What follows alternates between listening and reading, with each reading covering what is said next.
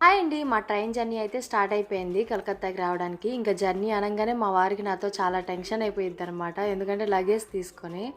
Luggage అయితే చాలా ఎక్కువ చేసేస్తుంటాను. అదేమో నాకు అర్థమవ్వదు. ఏం సర్దాలో ఏమో అనుకోని చిన్న ట్రిప్‌కి వెళ్ళినా ఎక్కువ లగేజ్ చేస్తుంటాను అనుకోని నాతో టెన్షన్ అయిపోతుంటారనమాట లగేజ్ తీసుకొని. కానీ ఇప్పుడు కొన్ని సంవత్సరాలు అయిపోయింది కాబట్టి అలా అలవాటు అయిపోయి చాలా వరకైతే లగేజ్ తగ్గించేశాను. కానీ అమ్మ వాళ్ళ ఇంటి నుంచి వచ్చేటప్పుడైతే లగేజ్ తగ్గదులే. అది ముందే చెప్పేస్తుంటాననమాట. ఇక్కడైతే మా వారు నా మీద కోపం అవుతున్నారు. కోపం అంటే షాక్ అయిపోయారనమాట. కోపం కాదు షాకు.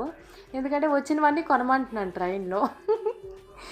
నువ్వు వీడియో కోసం కొనమంటున్నావా? తినడానికే కొనమంటున్నావా? అనుకోనైతే షాక్ అయిపోయారు. ఎందుకంటే అది నాదే తప్పు.